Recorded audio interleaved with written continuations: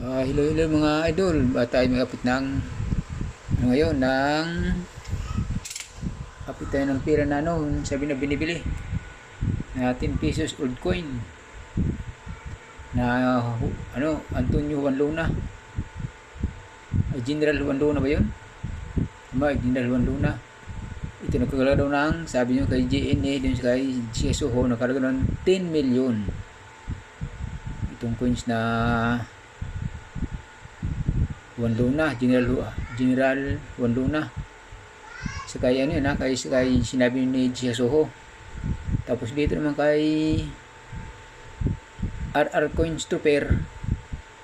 Bibili daw siya ng ganyan coins na halaga 10,000 to 8,000. Medyo magaba presyo pero okay na yun. 10,000, 8,000, okay na yun. Kasi 10 million, nga di natin alam kung talaga totoo yun bibili. Kaya yun mga coins na Juan Luna, tingin-tingin lang sa mga FYP nyo pag dumaan. Tingnan kung sinong vlogger na bibili niyan. Kasi bibili daw silang ganyan eh. Kaya ako mayroon din ako mga ganyang coins. Pero hanggat salita namin na bibili, wala naman kahit i-message mo. Hindi lang mag-reply. Kaya di natin alam kung talaga totoo. Yung aking ganitong coins oh. Ito, ayan oh.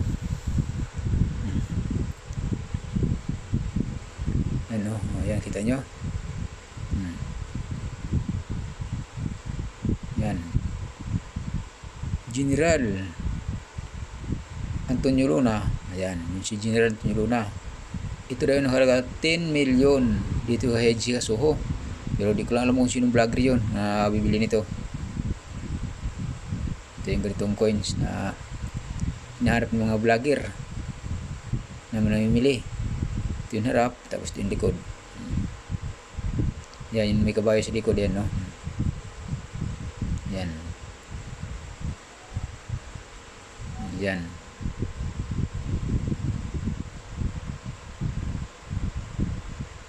Yan, nakita niya, no?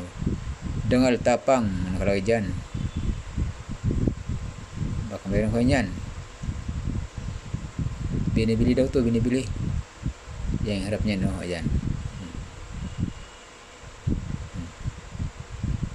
Ayan yung harap niyan. Kaya kung sino may ganyang coins, apit-apit kayo siya namili.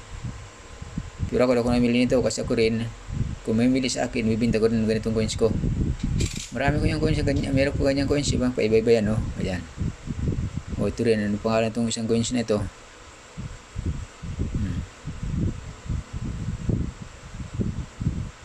1864, 2014. Medyo matagal na pala rin to. 1864 pa to. 2014. Yan o. Yan. Taon 1864, 2014. Yan. Yan, di ko alam kung anong pangalan itong ano to. General. Tapos tao sa likod, orange sa harap. Yan o. Yan. Kita nyo? Yan no.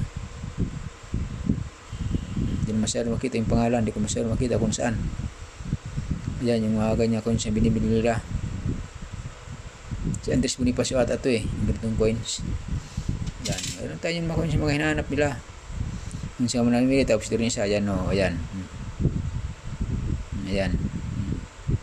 Republika ng Pilipinas. Sino pangalan ng tao na ito? Hindi ko mabasa yung pangalan yan no.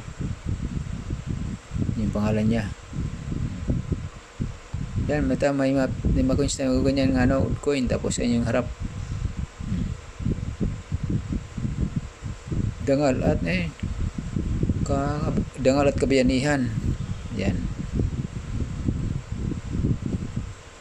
150 years. Matagal na rin ito. 150 years na. Medyo matagal na ito. Mga coins, ganito. Mayroon tayong mga coins na ganyan. Kaya kung namili, magpakatotoo kayo at puro kayo salitang mamimili, di na nabili. Yan din o, yan o. Yung sombrero 10 pesos, yan. Meron tayong mga ganyan mga coins hinahanap nila, yan o. Dalawa tao rin yan, yan o, yan. Yan, 150 years din yan. Yung mga coins natin na mga nakatago, Bali dalawa yan. Ito pa yung isa oh.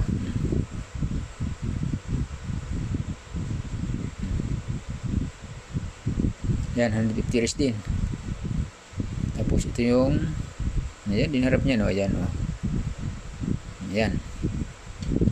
Kaya mo nang imili, hindi lang natin alam kung talaga totoo na mili kasi meron mo tayo coins ganyan no. Yan nakita niyo yan no.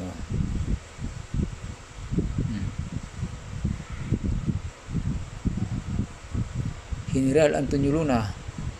O, diba? General siya dito. O. Tapos yan yung kabayan niya. O.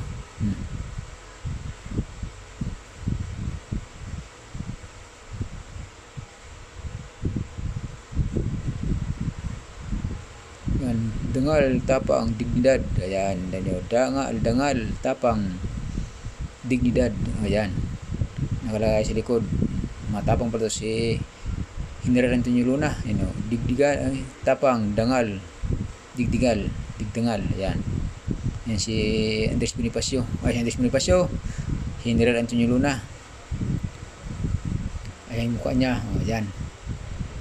Saan ang mga bibili ganito? Ayan, mayroon tayo. Kung talagang totoo, manamimili. Ay sana nga totoo. Pero natin alam mo kung ano totoo yung bibili. Basta tayo may coins, walang problema, magbubili. Okay lang, kung walang bumili, okay lang din. Hindi tayo magalit sa namimili kasi isa din tayo nagbibenta. Kasi kadami sa kanila lang sabi na ano daw muna, makapalo ka sa kanila. Kung hindi ka pala nakapalo, hindi ka mabilhan. Dapat papalo ka muna sa kanila, no? So yun lang mga idol, thank you for watching.